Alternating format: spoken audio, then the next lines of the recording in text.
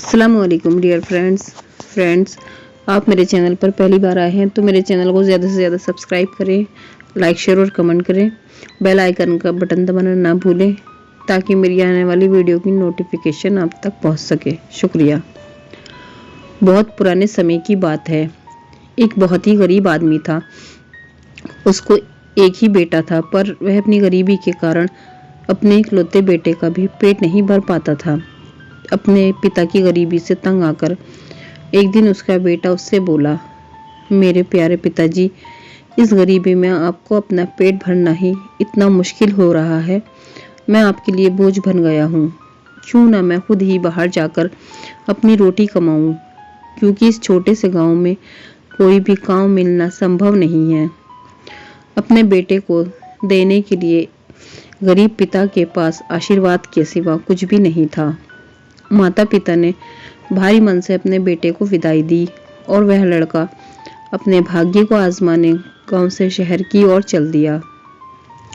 शहर पहुंचने पर उसे पता लगा कि उनके राजा की किसी और राजा के साथ लड़ाई चल रही है और राजा को स्वस्थ नौजवानों को अपनी सेना में लेने के लिए ज़रूरत है। वह लड़का भी बिना कुछ सोचे समझे झट से राजा की सेना में भर्ती हो गया। शत्रु राजा की सेना बहुत ही शक्तिशाली थी। उसकी सेना के सामने इस लड़के के राजा वाली सेना का टिकना बहुत ही कठिन हो रहा था। इनका सेनापति सबको साहस बंधा रहा था, पर बहुत सारे सिपाही अपनी जान बचाकर भागने लगे थे।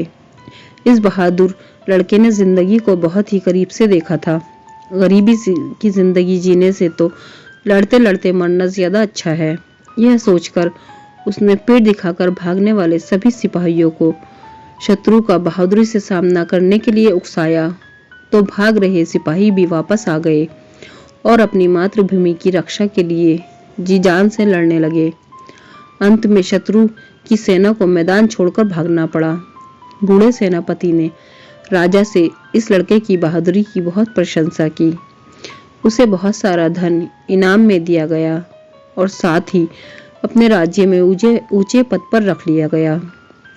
अब वह लड़का राज दरबार और राजमहल का एक हिस्सा बन गया। राजा को एक बेटी थी जो बहुत ही सुंदर थी, पर अभी तक उसे उसकी पसंद का कोई भी युवक नहीं मिला था, क्योंकि उसने कसम खाई थी कि वह उसी युवक से शादी करेगी जो उसे इतना अधिक प्यार करेगा कि उसके मरने पर उसकी कब्र में साथ साथ दफन हो जाएगा, और अगर उसका पति पहले मरता है तो वह भी उसके साथ उसकी कब्र में दफन हो जाएगी, क्योंकि पति की मृत्यु के बाद उसके जीवन का कोई महत्व ही नहीं रह जाएगा। राजकुमारी की यह बेहूदगी सी कसम किसी भी युवक को पसंद नहीं थी। इसी वजह से उस राज्य का कोई भी युवक उस राजकुमारी से विवाह करने का इच्छुक नहीं था। पर इस गरीब लड़के को राजकुमारी से पहली नजर में प्यार हो गया था। वह किसी भी हालत में उससे शादी करने के लिए तैयार था। राजा ने उसे बहुत समझाया कि यह सब उसके बस की बात नहीं है। जीते जी किसी के साथ उसकी कब्र में बंद रहना इतना आसान नहीं है। शादी के लिए हाँ करने से पहले उसे अच्छी तरह सोच विचार कर लेना चाहिए। ऐसा ना हो कि बाद में अपना वचन पूरा ना कर सके। अगर वह अपना वचन नहीं निभा पाएगा तो उसे मौत के घाट उतार दिया जाएगा। पर वह लड़का अपनी बात पर डटा रहा। अंत में राजा को अपनी बेटी का विवाह उससे करना पड़ा।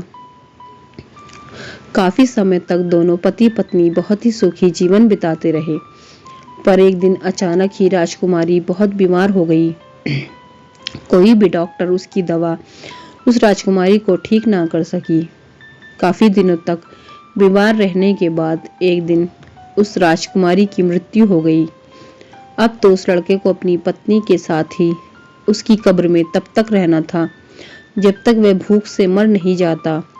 राजा को उस लड़के पर तरस आ गया, तो उसने अपनी बेटी के लिए एक बड़ी सी कब्र बनवाई और उस लड़के के लिए कुछ दिनों का खाना पानी भी उस कब्र में रखवा दिया।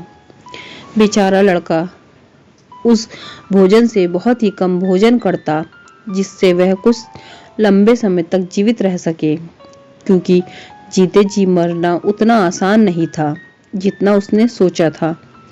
पर अब इस कब्र में घुट-घुट कर मरने के अलावा उसके पास कोई और रास्ता नहीं था।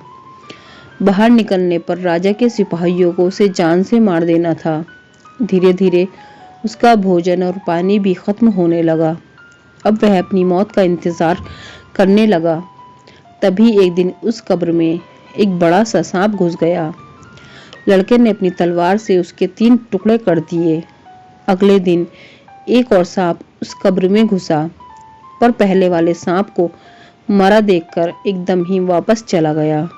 फिर थोड़ी देर बाद वह सांप अपने मुंह में एक बूटी लेकर फिर कब्र में आया और उस बूटी को मरे हुए सांप के फन पर आंखों पर रखा, तो वह सांप फिर से जीवित हो गया और उसके देखते देखते दोनों सांप कब्र से गायब हो गए, पर वे अपनी बूटी वहीं छोड़ गए।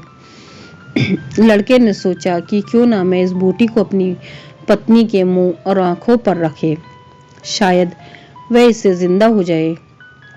उसने वह बूटी उठाई और अपनी पति के मुंह तथा आंखों पर रख दी। थोड़ी देर बाद उसकी मृतक पत्नी ने आंखें खोल दी और अपने पति को अपने पास देखकर बहुत हैरान हुई। उसके पति ने उसे कब्र से बाहर निकाला। राजकुमारी ने कब्र का दरवाजा खटखटाया तो सिपाहियों ने राजा को इसकी सूचना दी। राजा ने खुद आकर उस कब्र का दरवाजा खुलवाया और अपनी लड़की को फिर से जीवित देखकर बहुत हैरान हुआ। उस लड़की ने सिवाय अपनी विश्वसनीय नौकर के किसी को भी सांपों की बूटी के बारे में नहीं बताया। उसने वह बूटी अपने उस नौकर को संभाल कर रखने के लिए दे दी, ये सोचकर कि कब इस बूटी की जरूरत पड़ जाए। उस विश्वसनीय नौकर ने भी उस बूटी को संभाल कर रख दिया। सांपों की बूटी से उस राजकुमारी की आदतें बहुत बदल गई। अब वह इस लड़के से इतना प्यार नहीं करती थी जितने पहले क्या करती थी। अब वह बात बात में उससे झगड़ती थी और खुद को अपने पिता की गद्दी का मालिक समझती थी। एक बार उसने अपने पति के साथ दूर देश की यात्रा की योजना बनाई। राजा ने उसके जहाज को बहुत सारी सुविधाओं से भरकर उन दोनों को रवाना किया। उस जहाज को चलाने वाला कैप्टन उस राजकुमारी को अब अपने पति से अधिक पसंद आया। उसने अपने पति से अपना पीछा छुड़ाने के लिए उस कैप्टन से सहायता मांगी और उसे विश्वास दिलाया कि इसके मरने के बाद वह अपने पिता के पास पहुंचेगी तो वह उससे शादी करेगी। कैप्टन को भी इसमें अपना फायदा नजर आया, तो वह इस बात के लिए तैयार हो गया। एक रात को जब उसके पति सोया हुआ था तो राजकुमारी और जहाज के कैप्टन ने उसे उठाकर समुद्र में फेंक दिया। ये सारी घटना उसका विश्वसनीय सेवक देख रहा था। उसे यह सब देखकर बहुत दुख हुआ। तभी उसे सांपों की उस बूटी की याद आई जो उसने एक डिब्बी में रखी हुई थी। वह चुपचाप उस जहाज से निकला तथा आपातकाल के समय इस्तेमाल होने वाली एक नाव निकाली और उसे बचाने के लिए चल पड़ा। उधर राजकुमारी ने कैप्टन को जहाज वापस अपने पिता के घर ले जाने की आज्ञा दी। विश्वसनीय सेवक ने समुद्र के गहरे पानी से युवक को बाहर निकाला और उस बूटी की सहायता से जीवित किया तथा फिर उसी नाव में बैठाकर उसे राजकुमारी से पहले ही राजा के महल में पहुंचा दिया। लड़के ने राजा को सारी घटना सुना दी, पर राजा को उसकी बातों पर विश्वास नहीं हुआ। वह बोला, मैं ये कभी नहीं मान सकता कि मेरी बेटी ऐसा नीच काम कर सकती है। जिस आदमी ने उसके लिए इतने दिन उसकी कब्र में गुजारे और फिर उसकी जान बचाई, वह उसे मारने की बात कैसे सोच सकती है। पर सच्चाई कभी छुप नहीं सकती। इतना कहकर उसने राजकुमारी के पति को अपने ही महल में छुपा दिया। अगले दिन उसकी बेटी का जहाज भी वापस आ गया।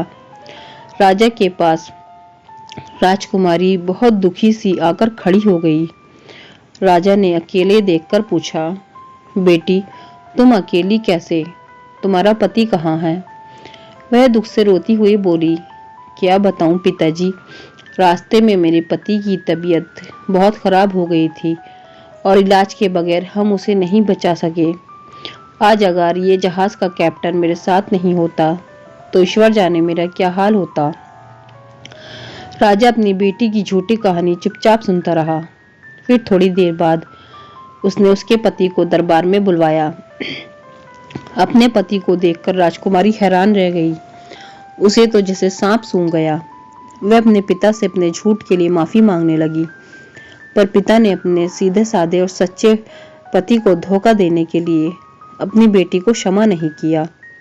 अगर कोई और उसके राज्य में ऐसा काम करता तो वह उसे जान से मरवा डालता, पर वह उसकी अपनी बेटी है, इसलिए उसने उसे एक टूटी हुई नाव में उस कैप्टन के साथ समुद्र में भिजवा दिया। राजकुमारी के रोने धोने पर राजा ने कोई ध्यान नहीं दिया और उन दोनों को मरने के लिए छोड़ दिया। फ्रेंड्स, आपको मेरी कहानी पसंद आई है तो मेरे चैनल को सब्सक्राइब करें, लाइक शेयर और कमेंट करें। शुक्रिया। अल्लाह हाफिज।